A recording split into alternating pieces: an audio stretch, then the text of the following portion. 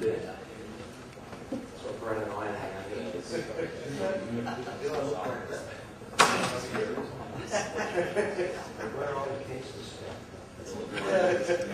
Okay. Now, many of you might think that this presentation is going to be incredibly boring, and it could very well turn out to be that way. What I'm going to do is I'm going to take you through the different types of computer systems that are out there, the tape management systems that work on them. And as people who provide data protection, you might feel that this is not important to you or out of your realm. But towards the end of the presentation, I'll explain to you why these things are significant to at least understand or know the jargon involved so that you can keep up with IT people when you're selling to them. But also, knowing this information provides you with a completely different way to sell the service and to find out information about customers that they might not even know themselves.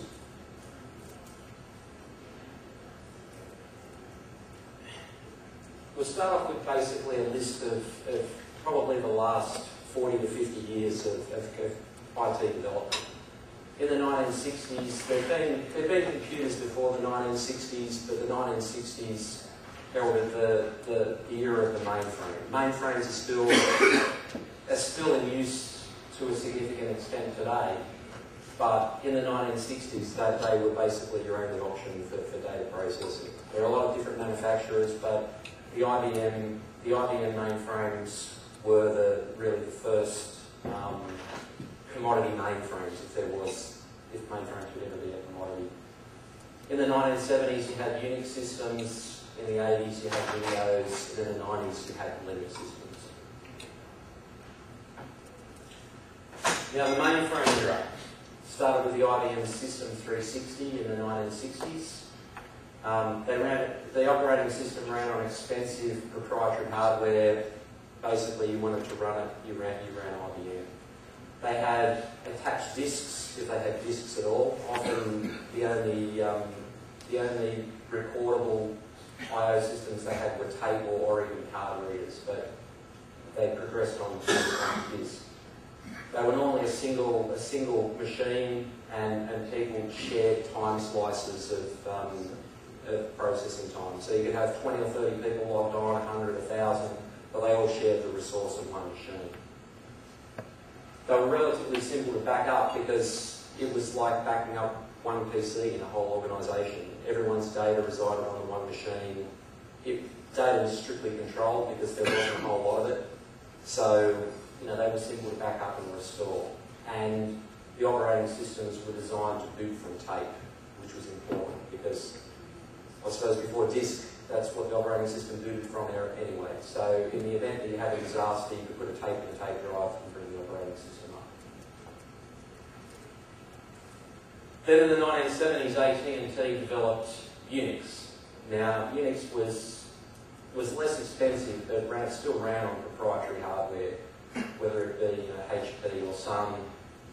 It used a distributed processing model, which meant that you could have multiple Unix machines and spread the workload across them. It had distributed storage, so you could have 3 Unix machines, and the hard disks on each of those Unix machines could be shared between the machines. So a file system on machine A could appear as a file system on machine B transparently. They were relatively simple to back up, but because of the distributed model, you often had a lot of Unix machines, and each Unix machine had its own tape drive. So it basically spread the burden of tape drives. Then in the 1980s, Microsoft released Windows.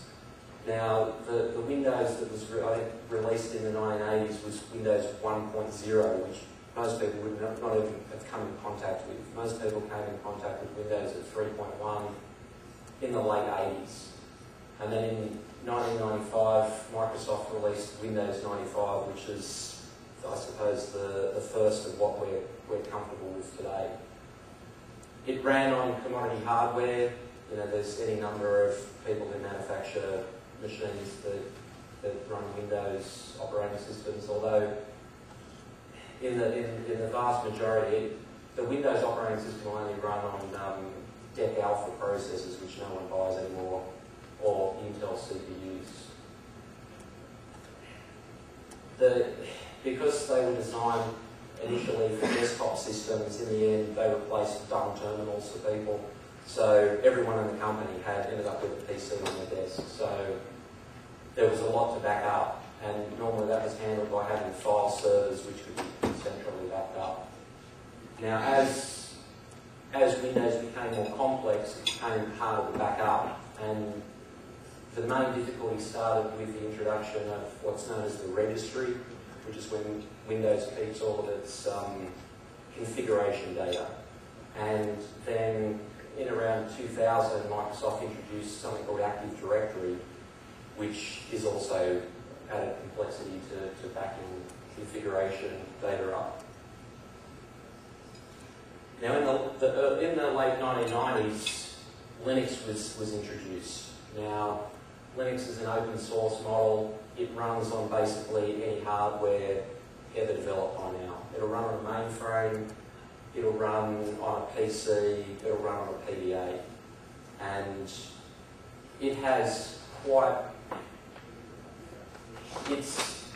In corporate enterprises, it's still uncommon to come across Linux, but in small business, a lot of businesses run Linux these days. Mainly because it's free, it's open source, and it's stable. So companies like internet service providers predominantly run Linux. Most of the web servers that run on the internet run Linux and run the open source Apache web server. At one point, even Microsoft was not using its own web server, they were using Apache.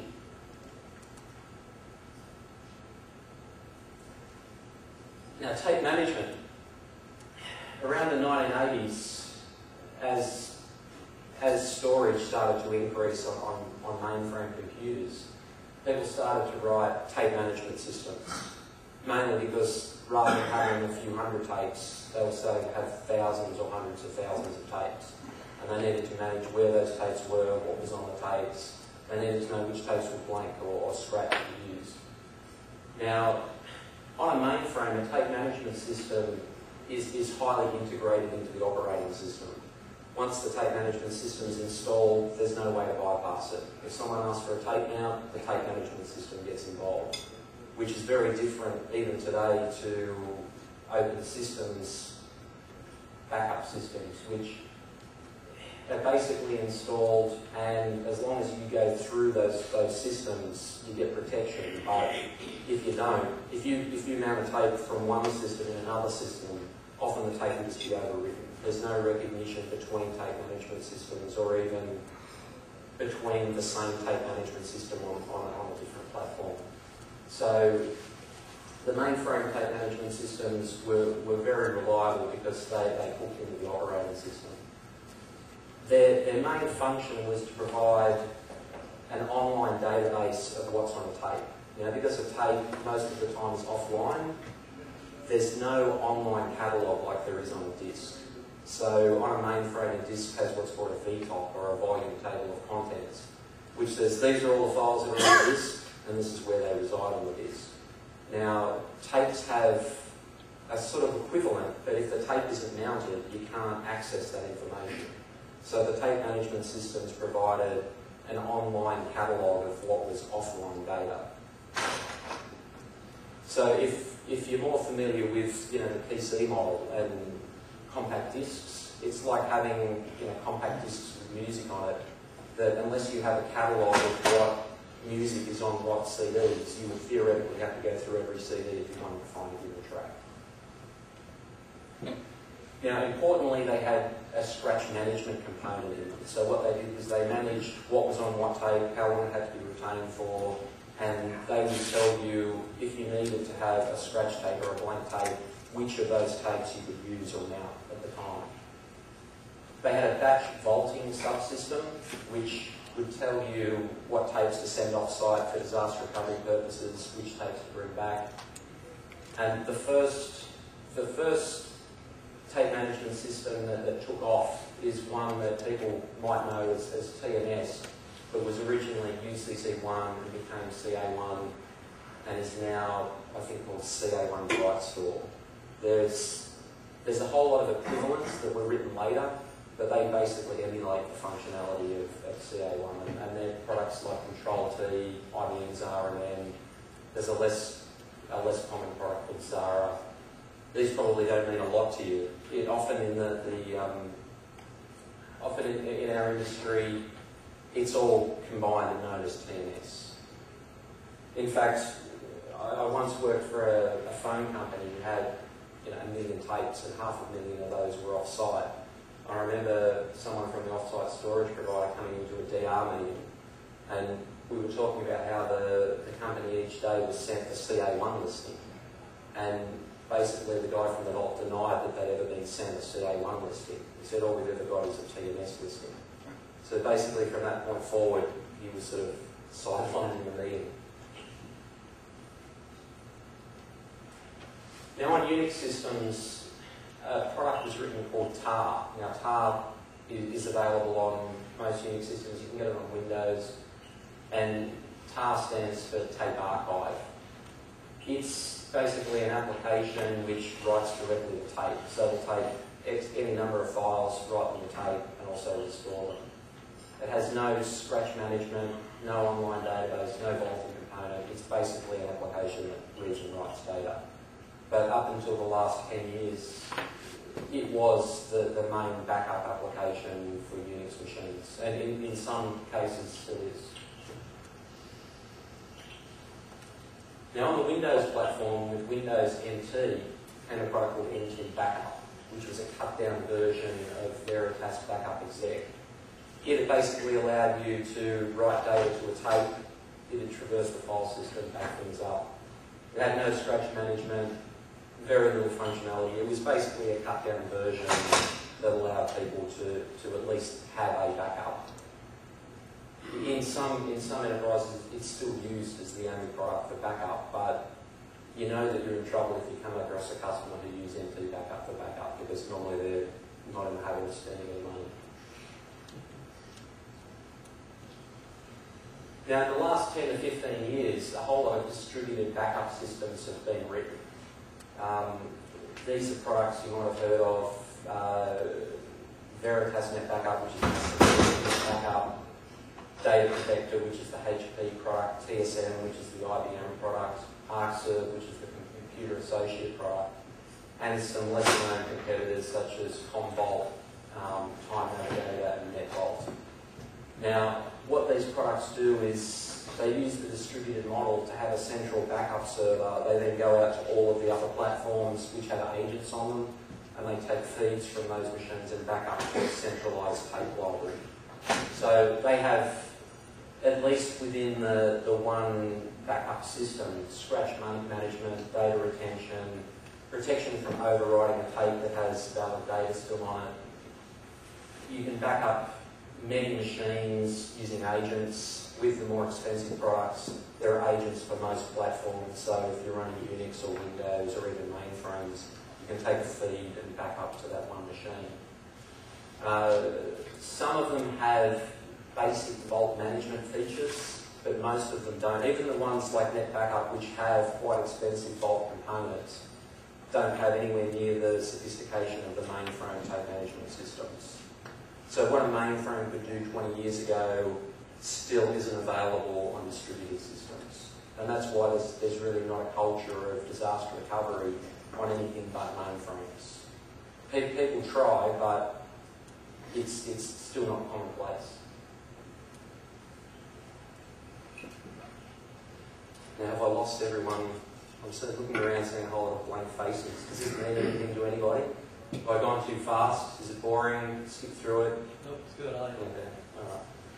You just don't want me to go back over it, Marvin. Can I ask a quick question? On distributed backup, that is what large enterprises would use for remote offices, correct? They would take those feeds and back up? Often with the distributed model, one data center might have this. What did someone used to say, that you turn the lights off at night and the machines breathe? That you used to have one mainframe and that was it. And every once in a while some new disk would come in. When you went to distributed, business units were going out buying their own machines. So each day or on a weekly basis, new machines were coming into the data center. So someone would buy a HR package which only ran on Solaris. So all of a sudden a big Sun Solaris machine came in. Then someone would buy an application that only ran on HPUX, so a HPUX machine would come in. So most companies these days, whether you're in retail or a phone, like for instance a phone company would often run 3 flavours of Unix, Linux, a few flavours of Windows, and maybe 2 or 3 different mainframe platforms. So the mainframe platforms are normally big enough to back up in their own right. But what I've been into data centres that might have 300 or 400 Unix machines, and each Unix machine has a tape drive in it.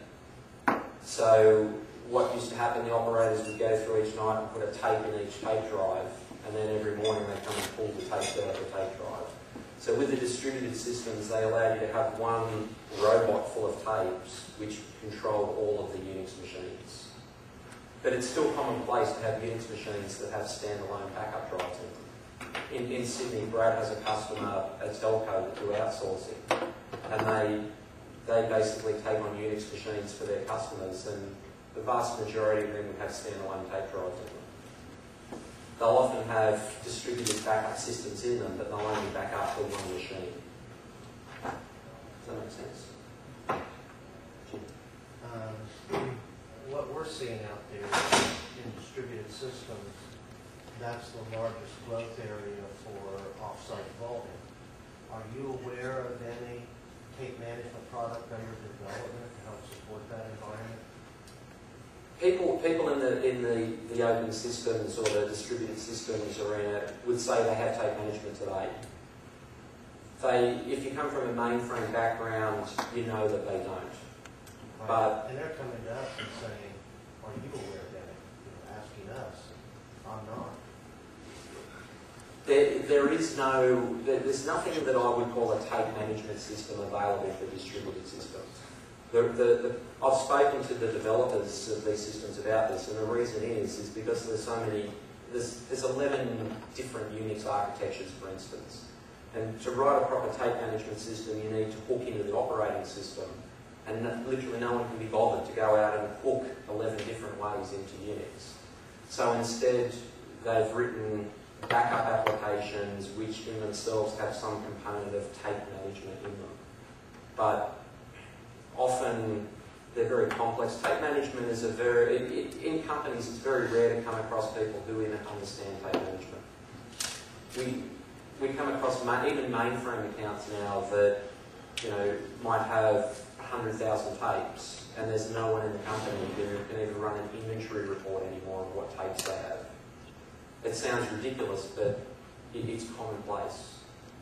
So to answer your question, there is no main. If you think of tape management systems as the mainframe type tape management systems, there is none available outside of the mainframe sphere. Yeah, I mean, what Gerard is saying, we, being in Houston, being new, starting out with a different software product than we have today, while a little bit dull, this is really the crux of what is happening now. And what he's saying is, it's like a house. Everybody builds a house a little bit different way. You need to be able to connect into those different systems and have something in the middle that translates these 100, different systems. And that's where, your software product, whatever it is that you use, needs to be able to handle this output. And exactly what you're saying, what your customers are asking is, how do we get this information that we have to you? How do we get your information and so on? And to me, this is one of the most important and as far as selling new accounts and big accounts, enterprise accounts, you've got to be able to have this connection. And what he's talking about is a lot of different systems distributed. How are you going to connect that to your software product, whatever it is that you use? It's, as we go along, this will all become evident why I'm taking you through all of this great stuff. From a disaster recovery perspective, if you speak to the e-vaulting people, they'll tell you that, I don't know what their current stat is, 60% of all tape restore fails. Now, in the vast majority of cases, that has nothing to do with tape as a technology. Tape is a very robust technology, in fact, more robust than this. The issues of restores failing have more to do with processes not backing up the right files, which are common irrespective of what way you back up. So, from my perspective, in order of why disaster recovery fails, the main reason disaster recovery fails by far is the fact that not all the files are backed up in the first place. Irrespective of what system you use to back up it, whether it's tape, e-vaulting, write it out to punch card, it doesn't matter. You've got to back up the right files. Now, from our industry's perspective, there's not a whole lot we can do about that. We can put consultants into companies. We might be able to send our, give some information to people about what they should be backing up. But really, that's a matter for IT people, that they need to understand which files they need to back up. And they need to run regular disaster recovery restore tests to ensure that the files that they're backing up can be used to restore a system that they can use. And really, the only way to test this is by doing a live restore, which outside of the mainframe arena, a lot of people don't do. A lot of people in the mid-range world just do not do disaster recovery tests. And if they did, I think they'd be horrified. And maybe that's the reason they don't do it. After that, the reason disaster recovery fails is not all tapes were identified to be sent off-site. So if you backed up all of the right information, you then didn't identify the right tapes to send off-site. That's also common. The incorrect tapes being sent off-site. So once you've identified the right tapes to be sent off-site, someone coming and taking the wrong tapes off-site or not sending all of the tapes off-site. An incomplete list of tapes being sent off-site. Then right down the bottom you've got tape loss. So your off-site provider or you or whoever losing the tape. Now, interestingly, the main focus of our industry over the last year or two has been tape loss, because this is what's been happening to some people in the industry. People are losing tapes and people are finding out about it. But really, in the scheme of things, tape loss is a relatively low probability compared to these things at the top. That in most, if you have the world's greatest off-site storage provider, there's probably a 1 in 10 chance that a company has all the right files backed up. So in the vast majority of cases, backup's going to fail, or restore's going to fail in these 4 phases first, before it starts failing in tape loss, or then tape damage or read failure. So people who sell electronic vaulting systems will have you believe that most tapes fail because of a read failure or tape damage. But that's rare. That is very rare, especially with enterprise tape drives. If you're buying a $200 tape drive off of eBay, there's a chance that might happen to you. But the tape drives that big enterprises are buying, as Mary spoke about yesterday, have a huge degree of error correction in them. So even if the tape is damaged, normally the write will compensate for that. Gerard, there's a varying statistic that's out there that it speaks to that point really good, I think, and that is that 80-some-odd% of company data losses from internal resources. And I think it's an important statistic to understand in this industry, because you're not really the ones they're worried about. You may think so, but they've got their own internal issues. Yes, it's harder for them to address those because a lot of them may have been in place for 20 years. They can change off-site providers quite easily and blame it on you, but really, from my perspective, if we go back to the previous slide, really, number one is a matter for the IT. I believe that as off-site providers, we can help to a degree from anything down from that point. And if we're talking about orders of magnitude here, I would say that, let's say at 100 disaster recovery restores that are done, 10% will work, the other 90% will fail. Now, over maybe 3 or 4 iterations, if people keep pursuing disaster recovery, they're going to increase their own chances of having a proper restore. But if a company did their first ever disaster recovery test, I think it would be generous to say 10% of them would pass. It's probably even lower than that, irrespective of what technology they use. After they go through the process a couple of times, they'll refine number one. So they'll do that themselves. Now, 2, 3, 4, 5, and 6 are matters for us. These are things that we can help them with, and to some degree they can do themselves. Gerard, is there an opportunity here for vaults to provide a quasi-recovery center? Most folks don't want to do disaster recovery tests because they don't want to shut the enterprise down and interrupt business and stuff like that. Is there an opportunity here for vaults to provide a service where they can come and test something like a coal site or something, so that they could at least test and figure out what's going to work? There is, although it's something that would be very expensive to set up, and is also well serviced otherwise. So there's been discussion on the listserv over the last couple of days, and most of you probably would have seen if you've been here, about people offering hot site, cold site services in their vault. If IBM do this, a whole range of companies do this, and they do it on a large scale.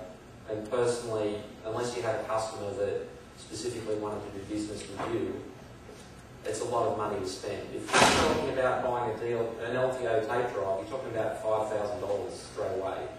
So if you want to restore a basic system, you're talking about a server big enough for them to restore on, tape drives, probably even tape software. So to recover even a basic company, you're probably looking at $15,000 to $20,000 just straight away.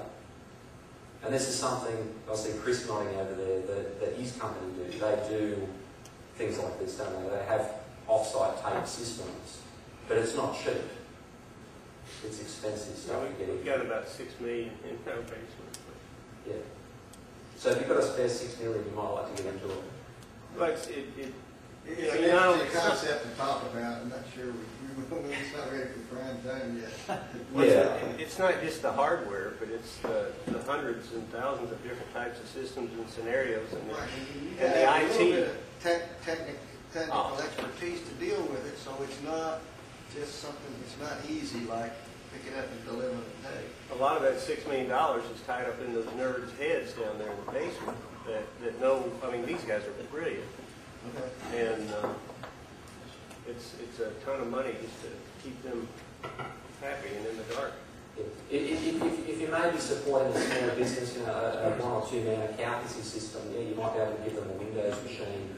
But those people aren't going to pay you anything anyway. So I got a question. Does in our market, and we're not a very sophisticated market. We don't have many what anybody in here would consider enterprise opportunities. There are a few, but on that previous slide, I think, and we use your software and love it, and I understand what you're saying when we can help them, but we find that when you get into an enterprise situation where these are their issues, that the mentality of the IT guy, the CIO, the MIS director, and we deal with this in those same bats in the basement that I'm talking about. There's this IT mentality that size matters. And you get into this contest with them about its ego. And it's just this IT ego that doesn't allow them to admit that they could not have all the answers and that they don't tell me how to run my business.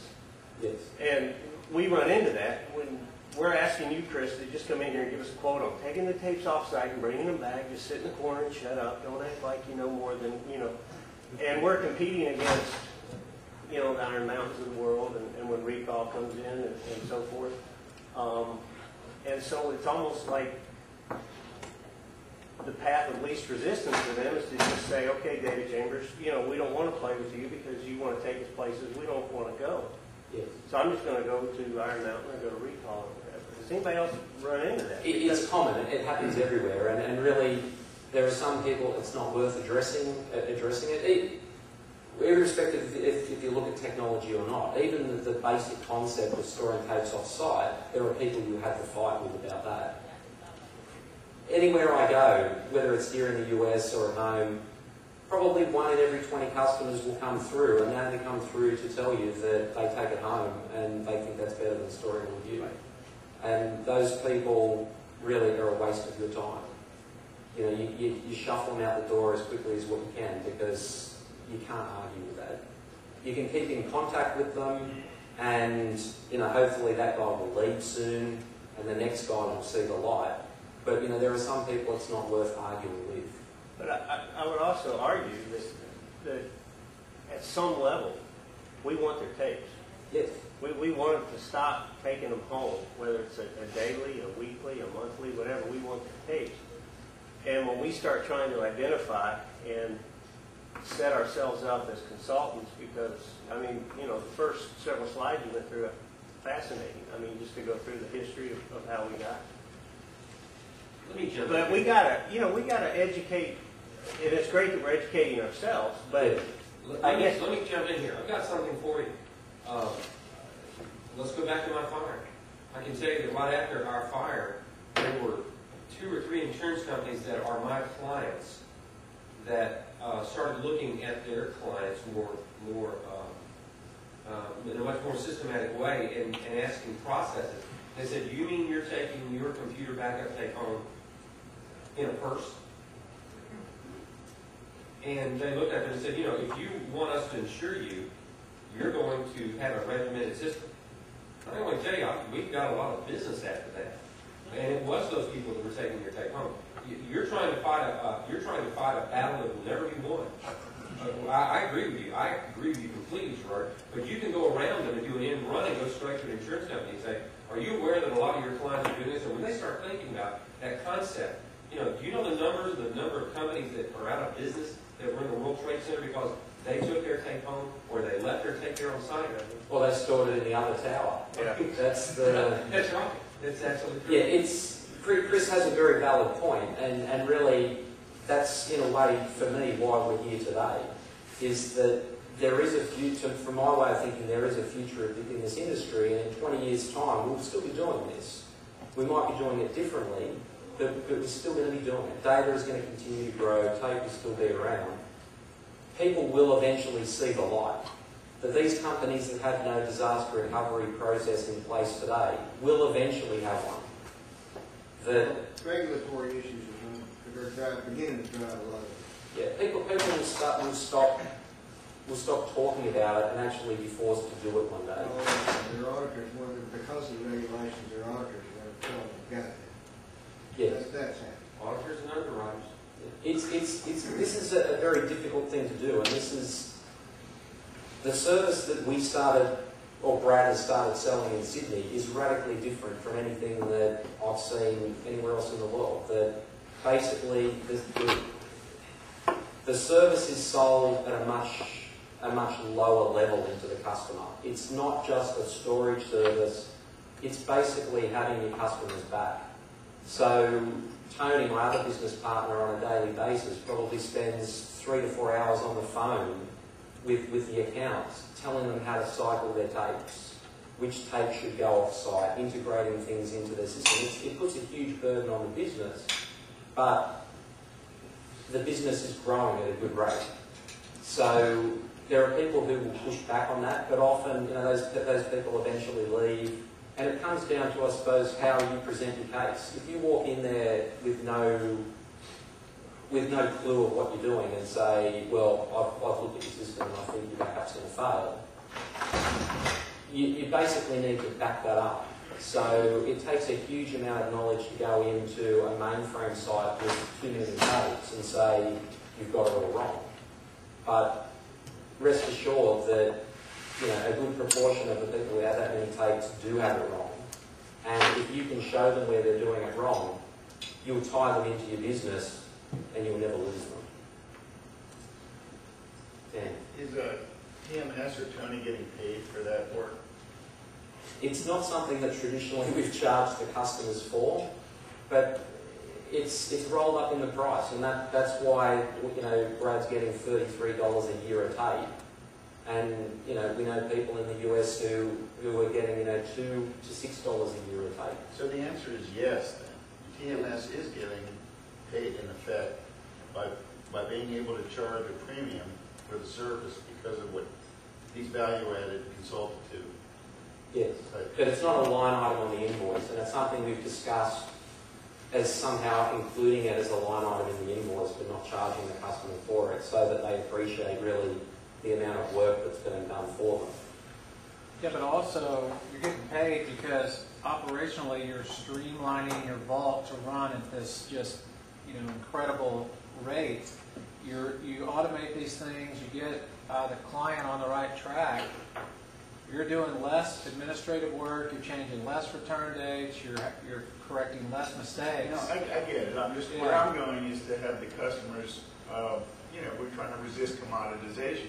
Yeah. And so you don't want to be on the grid against iron or whoever the next guy is. I can give you a real world example, which I've got to think about as I go so I don't divulge any confidences. One of our customers won recently a large account. Now that large account was outsourced to one of the large outsourcers. That outsourcer was then using one of the larger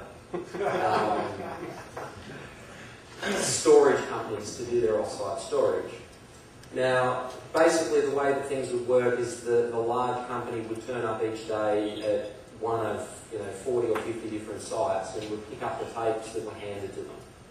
They would then scan the tape on site to give the customer a receipt of what they picked up, take it back and store it in their vault.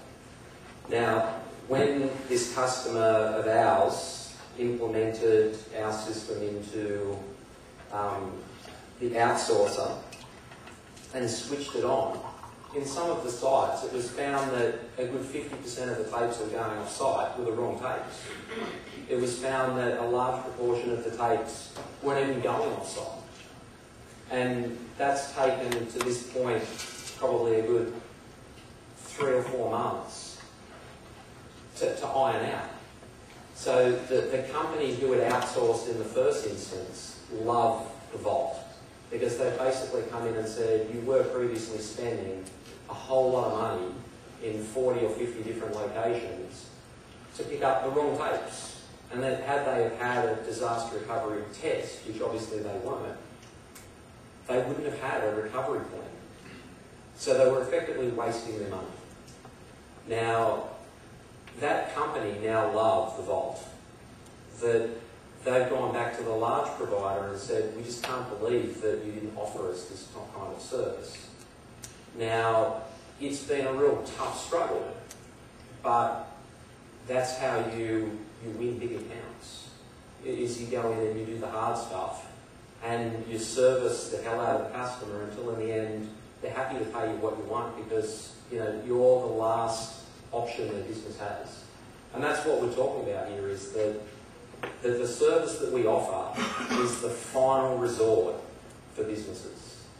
That they're sending tapes off to you in the hope that they will never need it, but if they need it, you're their last chance. So you want to make sure that your last chance is vital, and you're not wasting money in the service that you've implemented. Now, interestingly, when I was speaking to Mary from Emation when we were first setting up this conference, Emation had a large tape users group that they get together and they talk about the issues that large tape users have. And Mary was telling me that they got their customers together and they said, if you pick any tape in your business, a random tape, and you destroyed it, what effect would it have on your business? How much would that tape be worth? And the answers, from what I understand, range from a few $1 million through to $1,000. And the guy who said $1,000, I asked Mary how it could be possible that a tape could only have $1,000 worth of information on it. And the reason she told me was that customer took 2 copies of every backup, and that if that backup failed, there would be another one. But that's sort of I don't think that's a valid argument, because you would only know if the second tape failed when you needed it. And if that second tape failed, then you got nothing, and then you have lost a few $1 million. So there's no point in putting redundancy in place if you treat the redundant copy as irrelevant. The redundant copy is just as important as the primary copy because that's the whole basis of redundancy. It's like saying that you've got a generator in your business, but it doesn't matter if the generator works because 99% of the time the power is running. That when the power kicks out, that generator's got to kick in and it's got to be 100% as well. Otherwise it's not a redundant system. Sure. And I think to Steve's point yesterday, where the data vaulting business is a little bit different from the box business, is that as a data vaulter, you openly promote that we are storing backups of your backups.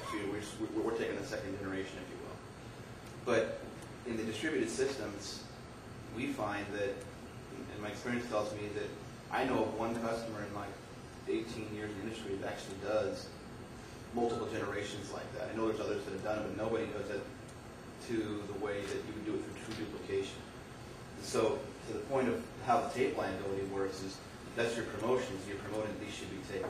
These are backups, but nobody has the time nor the resources to do two backups. They'll say their first backup takes them all night, for example. So just want to add that. As businesses are cutting costs in IT, the first cost they cut is often backup. It's not seen as a forward-facing part of IT.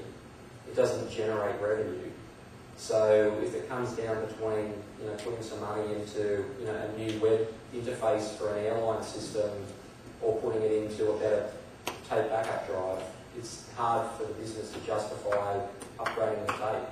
And that's why you'll find that you've got companies, like large companies, who are using tape technology that's good 10 years out of date. Because it's just not in their budget to move to the next technology because there's more important IT decisions to be made. All right.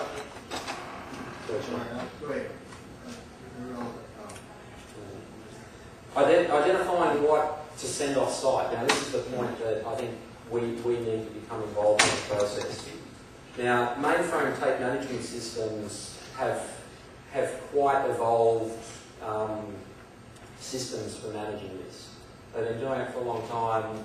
If I was going to put money on a disaster recovery restore working, I'd put my money on a mainframe because mainframes have that discipline and they've had it for a long time. Mind you, there are universities out there running mainframes that I often read about have no clue. They're storing the tapes in the building next door to the mainframe. And I think it comes down to how they view the importance of their data. That if they lose a bit of research or someone's turned paper, that's bad luck for them.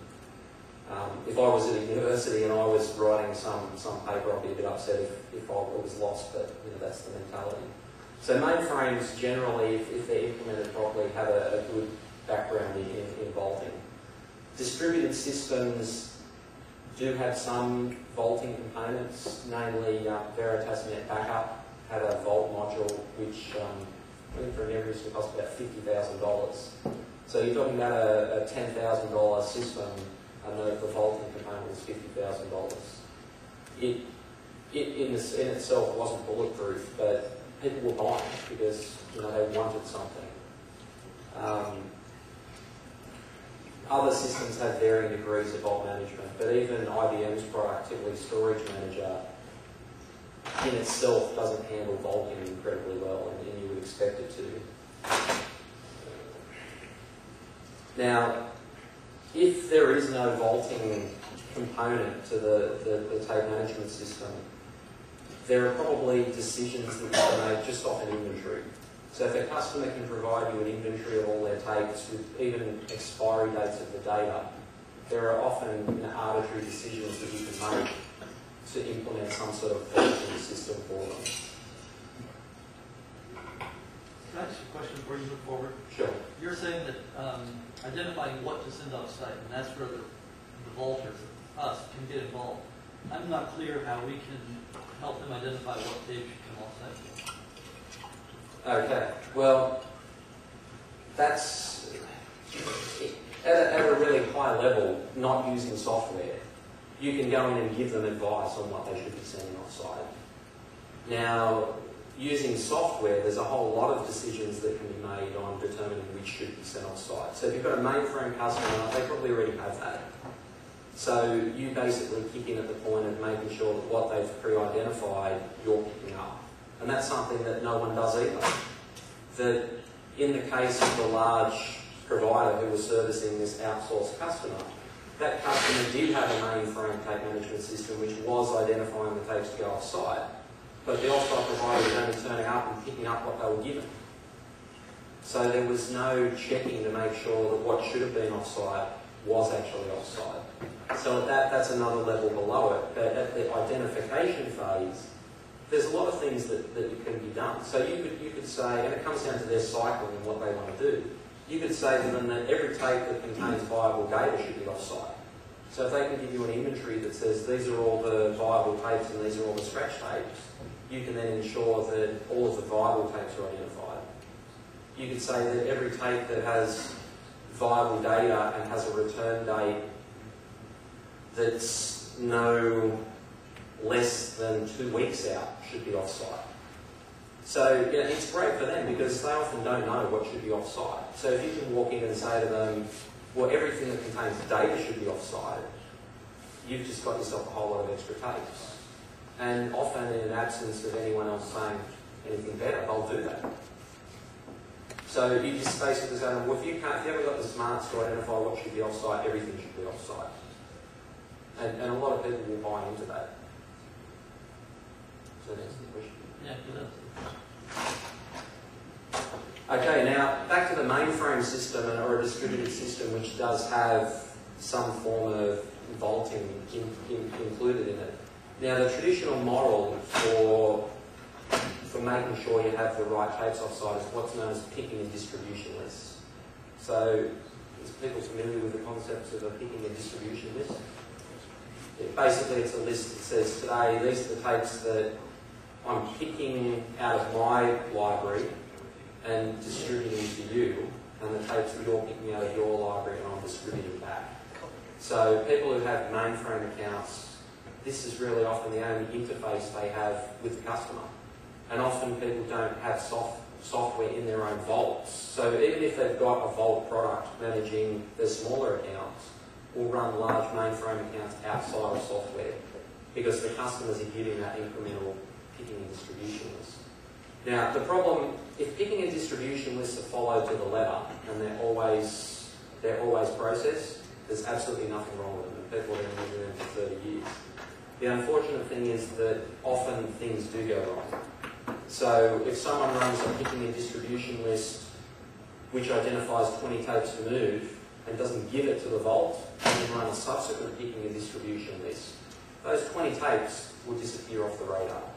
And that's often why customers will pay you to do inventories of their vault every 3 months. So they'll say, we want to come out and we want to go through with a pen and paper and we want to tick off each one of our 100,000 tapes to make sure that the right 100,000 tapes are there. And that's because of failures in that incremental process.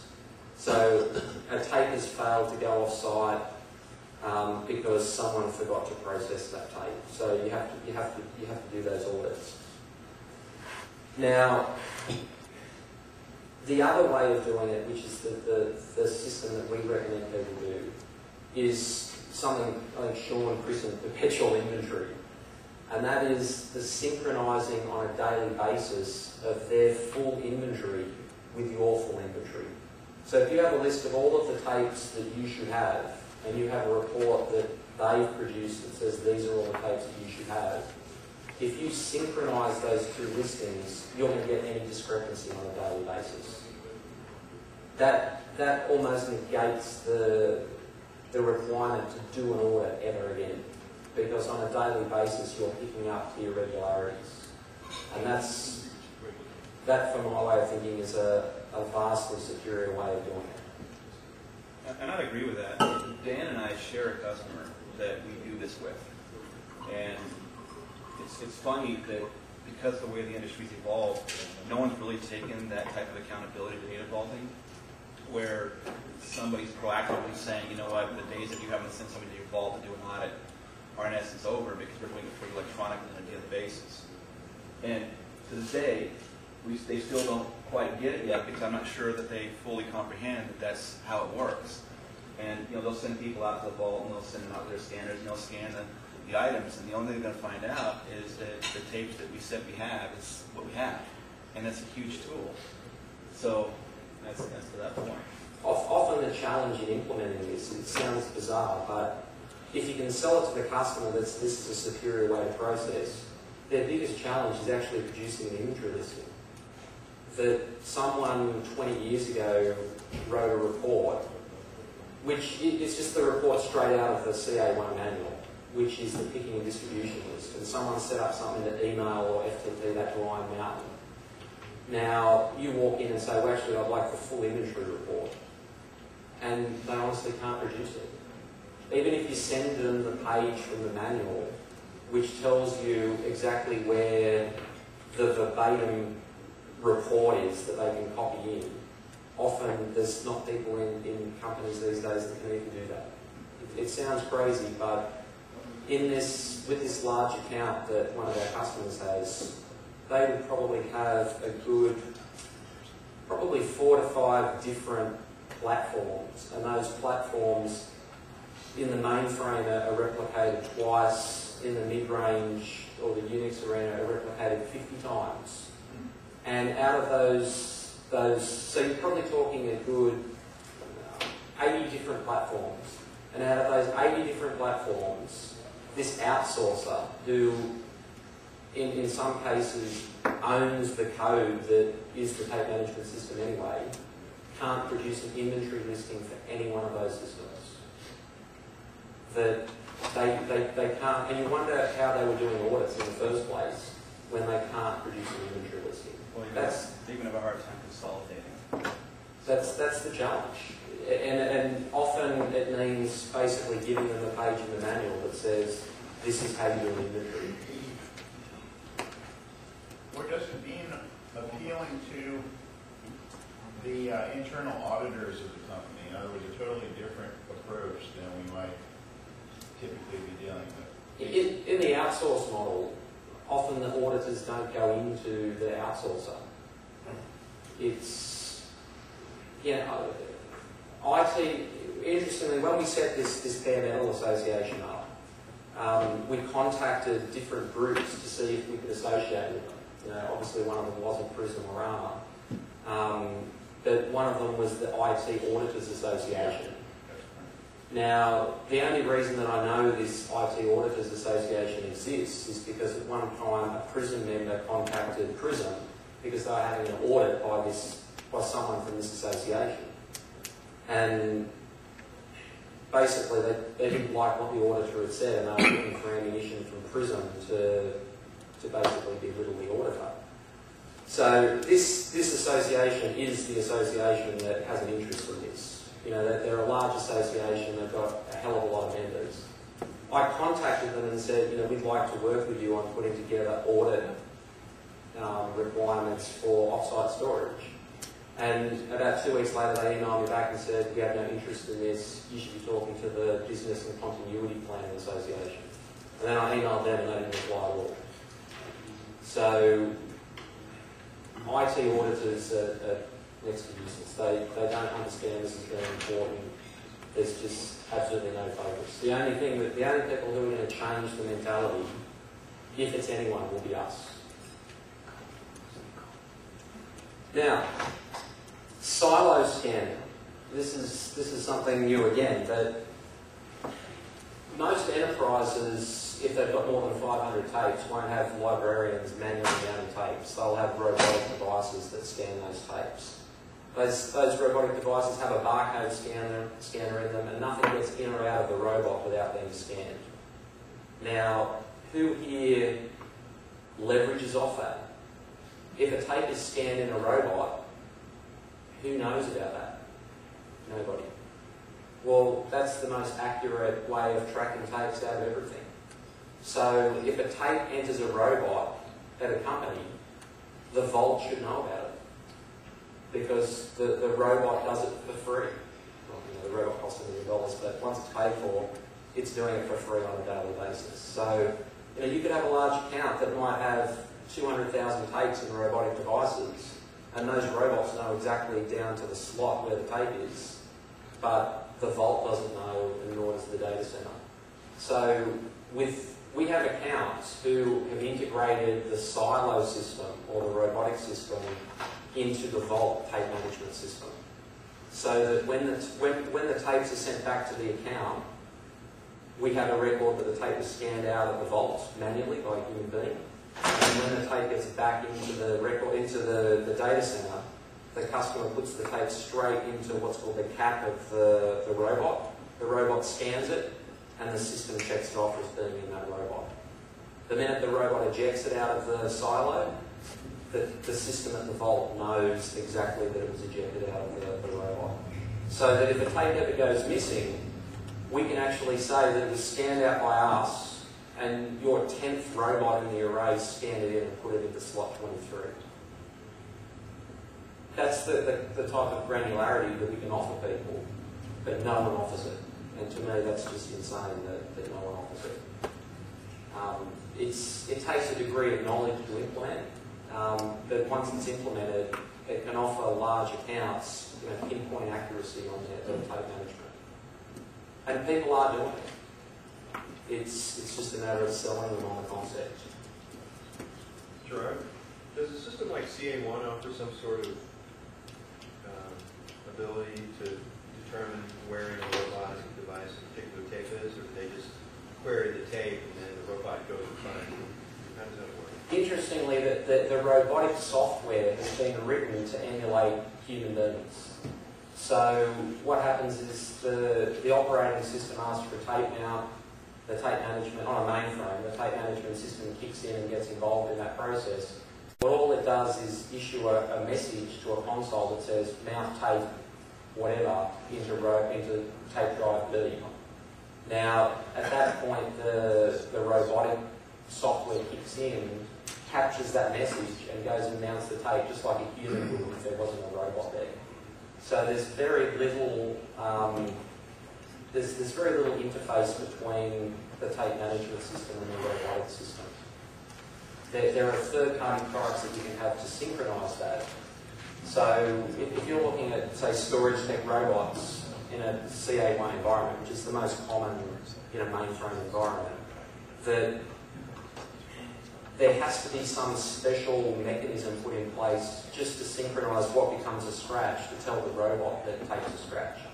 Because what happens is when the mainframe asks for a scratch tape, or what's known as a non-specific tape mount, the robot has to know which is the scratch pool within the robot, and that's only done by really an ad hoc add-on process. There's no real-time integration there. Does that? Well, that sounds incredibly complex, but does that make sense?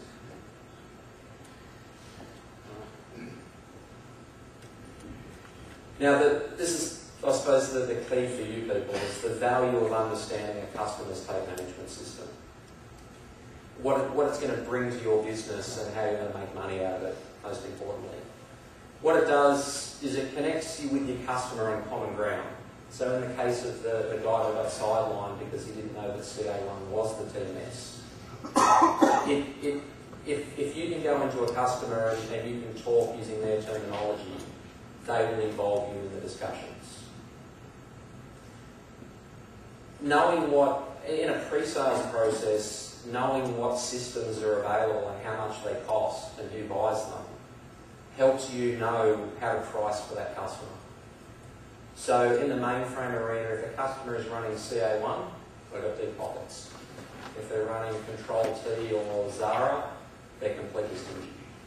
That's a generalisation, but the products essentially all do the same thing as one another. There's no real degree of differentiation between them.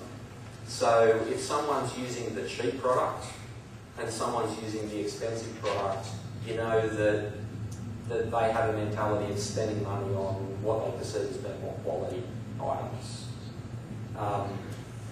And there have been times where, if we go down to the fourth point here, finding where tapes are not being off-site, you can often tell when you walk into a customer an existing customer of a Vault, what tapes aren't being sent off-site or what tape management system they're running. So there was one account I came across who were running Veritas or Semantic Net Backup. Now, Net Backup is a $10,000 product, and they were sending 10 tapes off-site. Well, that didn't add up. No one spends $10,000 on a system and only has 10 tapes that they send off-site. So in discussing it with them, we found that they had 1,000 tapes off-site, but they were storing off-site themselves in another location. So that offered opportunities to the Vault to then go in and say, well, look, why aren't you storing those 1,000 with us? Why is it you trust us with the 10 and not the 1,000? And it might be because they want to save some money. Or you say, well, look, how much money are you really saving in labour moving it back and forth? Why don't you just send the 110,000 tapes off-site, or the 1,010 tapes off-site with us? If they're sending it off-site because they don't trust you, so they're giving you the 10 and they're giving internally 1,000, then you know there's another problem there. There's a whole range of options, but if you don't know that someone who has Net Backup doesn't have 10 tapes, you just won't know it. So knowing the products, knowing how much they cost and where they fit in will help you in your pre-sales process. And I suppose most importantly, item 3 here is integration that hooks into your customer into your service. So if you implement a product which integrates with their tape management system, integrates into their storage tech robots, does the whole thing, you end up owning that data. So the history of the movement of a tape through the last 10 years, you will own. So they'll be reluctant firstly to move to a competitor because one, they'll lose the information, and two, because the competitors don't offer it in the first place. And to my way of thinking, hooking your customer in is the key to this, because every customer that you win from someone else, you know, they lost, and that other provider thought they were doing a pretty good job, and they won the business somehow, obviously doing better, promising something better than the last guy, or undercutting or doing something else. And it costs you a hell of a lot of money to win an account. That you might not get a return on an account if you look at it statistically for a year. You might spend